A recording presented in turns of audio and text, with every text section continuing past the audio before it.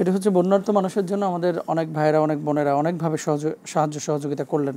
টিএসসিতে আপনি দেখেছেন আপনাদের বিশ্ববিদ্যালয়ের ছাত্ররা অনেক কাজ করছেন, এবং বাংলাদেশের সবচেয়ে বেশি কাজ এবছর যারা করেছেন আমরা স্বীকার করতে পারি আসন্না ফাউন্ডেশন, এবং 100 কোটি টাকার উপরে তারা কালেকশন করেছেন এই কয়েকদিন, আলহামদুলিল্লাহ।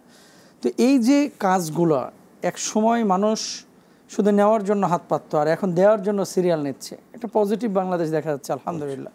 তো এই যে মানুষগুলো মানুষের জন্য এইভাবে কাজ করলেন, অক্লান্ত পরিশ্রম করছেন, করবেন, এদের প্রতিদান কি কিয়ামতের ময়দানে?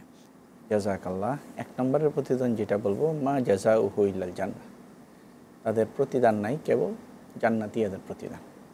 সুতরাং যেই সমস্ত ভাইরা এই কাজের সাথে সংশ্লিষ্ট ছিলেন, খালি হৃদয়টাকে, দিলটাকে আল্লাহর দিকে দিতে হবে, যে আল্লাহ মানুষের জন্য কাজ করতেছি না, বা কথা আমাকে মানুষ খুব সেবক বলবে, এই বলবে, এই জন্য কাজ করতেছি না। ভিতরে এটা আসলেও যাতে ওনারা ইস্তেগফার করেন, কারণ শয়তান অনেক সময় আছে নেক্সট সুরতেও ধোঁকা দেয়। আমরা আপনার যেরকমভাবে এটা শুনেছি যে অনেকে আলহামদুলিল্লাহ অনেক দান করেছেন, আবার এটাও শুনেছি যে অনেকে দান নেন নাই, যে ফেসবুকে সেলফি তুলতে গিয়েছিল, এই কারণে ওনারা চিন্তা করেছেন যে না, আমরা তো আসলে ভিক্ষুক না। জি। তো আমাদের সেলফির হিরিকে উলামা ইকরাম যারা কাজ করেছেন, ওনারা কিন্তু সেলফির পিছনে ছিলেন না, আমি যতটুকু খবর নিয়েছি।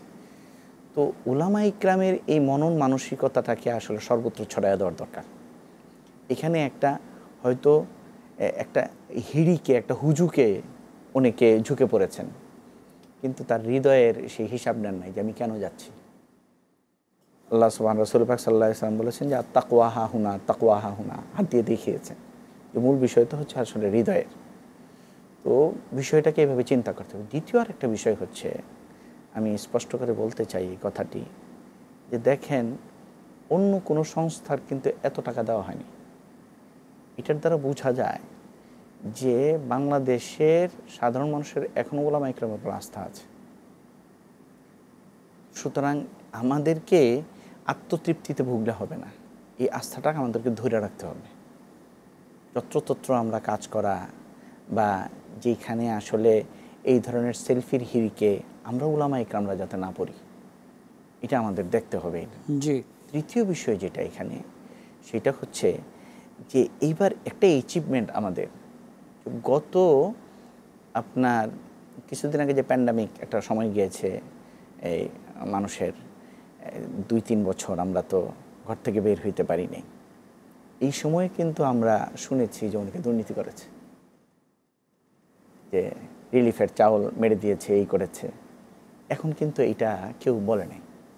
তো সুতরাং একটা বিশাল একটা পরিবর্তন কিন্তু আমাদের এসছে, যেটা করোনার মতো ভয়াবহ, যে মানুষ জ্বর হলেই মরে যায়, এই সময় আমরা দেখেছি দুর্নীতির, কিন্তু এখন আমরা এই কথাগুলো শুনতেছি না। তো সুতরাং এটা আমাদের পজিটিভ সাইন।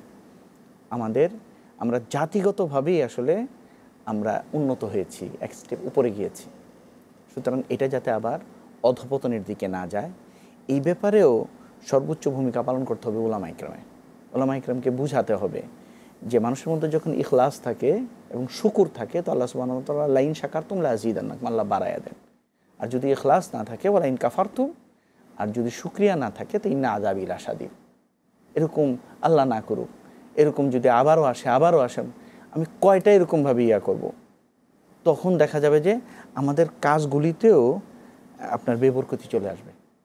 তো সুতরাং এই মনন মানসিকতাকে সামনে নিয়ে যে কেবলমাত্র বন্যা গেল বাস আমার কাজ শেষ, এরকম না। আগেরকার আমাদের উলামা ইকরামকে যেরকম দেখেছি আমরা, ওনারা তো এত শিক্ষিত ছিলেন না, আমি মাফ চেয়ে কথাটি বলতেছি, উলা পাস ছিলেন, এই নাহমির পর্যন্ত পড়েছেন, অথবা ক্লাস 8 পর্যন্ত বা আলিম পর্যন্ত পড়েছেন, কিন্তু এক এক এলাকায় গিয়েছেন, সমস্ত গ্রামের মানুষ আল্লাহওয়ালা হয়ে গেছেন, নামাজি হয়ে গেছেন। এটা ছিল আমাদের সাধারণ মানুষের সাথে অ্যাটাচমেন্ট। আমরা কিন্তু নিজেরাও গণ্ডিবিত হয়ে যাচ্ছি। আমার মাদ্রাসা, আমার ছাত্র, এদেরকে নিয়েই কেবল আমার জগৎকে আমি মনে না করি, আওয়াম নিয়ে তো চিন্তা ফিকির করতে হবে। অবশ্যই আওয়ামের সাথে উলামা ইকরাম যতক্ষণ থাকবে, সাধারণ মানুষের সাথে, তখন সাধারণ মানুষ পথ পাবে, আর উলামা ইকরামও সম্মানিত হবে। আর আওয়াম যদি উলামা ইকরাম থেকে বিচ্ছিন্ন হয়ে যায়, সাধারণ মানুষ হবে জালিম, উলামা ইকরাম হবে মাজলুম।